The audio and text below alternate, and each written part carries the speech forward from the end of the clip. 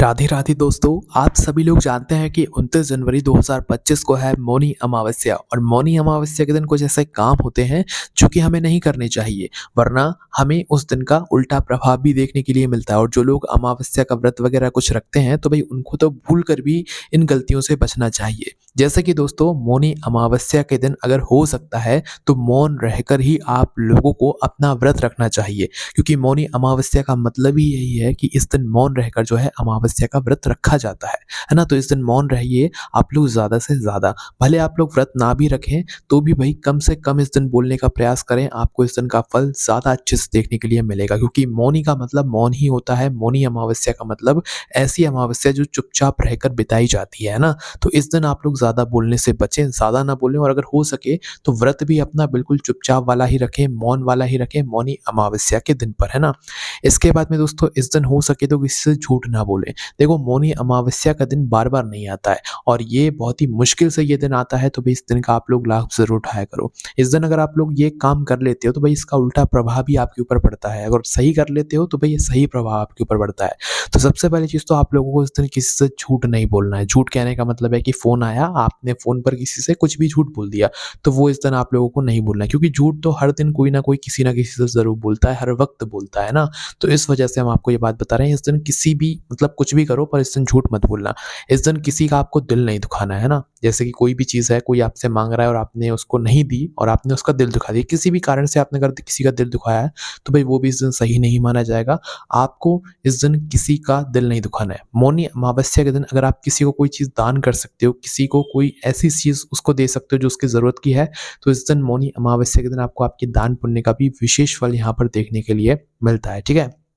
इसके बाद में दोस्तों, मौनी अमावस्या के दिन आप लोगों को जो है किसी को ऐसे पैसे उधार नहीं देने, है ना। अमावस्या का दिन बहुत ही विशेष माना जाता है और पितरों के लिए बहुत ही अहम माना जाता है। तो भाई ये जो दिन होता है ये आपके पूर्वजों से, पितरों से जुड़ा हुआ होता है। तो इस दिन आप लोगों को किसी को पैसे वगैरह जो है उधार नहीं देने चाहिए। और यही वो दिन होता है जिस दिन आप अपने पितरों को प्रसन्न कर सकते हो, अपने पूर्वजों को प्रसन्न कर सकते हो। कई बार हमारे जीवन में ऐसी परेशानियाँ आती हैं जिनका हमें कारण ही नहीं पता होता है कि आखिर वो आ क्यों रही है। हम तो सब कुछ ठीक करते हैं, जब भी हमारे जीवन में परेशानी आती है तो उसका एकमात्र कारण होता है कि आपके घर के पितृ, आपके घर के पूर्वज आपसे प्रसन्न नहीं रहते हैं। तो भाई वो इस दिन खुश कैसे होंगे? वो इस दिन खुश ऐसे ही होंगे कि इस दिन आप लोग उनके लिए जितना ज़्यादा कुछ कर सकते हो ना उतना ज़्यादा करना। अब आप कहोगे क्या करेंगे इस दिन हम अपने पितरों के लिए? तो दोस्तों, ज़्यादा कुछ नहीं, तो इस दिन अपने पितरों के लिए एक दीपक लगाया जाता है, जो दीपक लंबी बत्ती का होता है और किसी नदी किनारे घाट पर लगाया जाता है। तो इस दीपक को लगाने की विधि क्या है वो जान लीजिए। देखिए, घर में से किसी एक सदस्य या बड़ी माता-बहन में से कोई भी एक माता-बहन को इस दीपक को जलाना होता है। इस दीपक को जो है मिट्टी का लेना होता है। मिट्टी के दीपक के बाद में इसके अंदर रुई की लंबी बत्ती रखी जाती है। पितरों की दीपक के लिए हमेशा लंबी बत्ती का ही यहाँ पर आपको प्रयोग करना है, इस बात का ध्यान रखिएगा, ठीक है? तो लंबी बत्ती आपको रखकर इसके अंदर शुद्ध देसी गाय का घी आप लोगों को डालना है और शुद्ध देसी गाय का घी डालने के बाद आप लोगों को इस दीपक को ले जाना है किसी भी पवित्र नदी के घाट पर। मतलब कि कोई भी आपके घर के आस-पास पवित्र नदी है तो वहाँ पर जाना है और नदी किनारे जो घाट बना हुआ होता है या नदी किनारे जो एक अच्छी-सी जगह बनी हुई होती है, आपको वहाँ पर इस दीपक को लेकर जाना है और दीपक को लेकर जाने के बाद इस दीपक को वहाँ पर जलाना है। और ध्यान रखना, इस दीपक की बत्ती का मुख जिस तरफ से है, जिस तरफ आपने इस दीपक को जलाया हुआ है, जिस तरफ से आपकी इस दीपक की बत्ती जल रही है, वो बत्ती का मुख दक्षिण पाती का होना चाहिए। दक्षिण दिशा की तरफ उस बत्ती का मुख होना चाहिए और ये दीपक आपको वहीं नदी किनारे घाट पर ही जाकर जलाना है, इस बात का भी ध्यान रखना, ठीक है?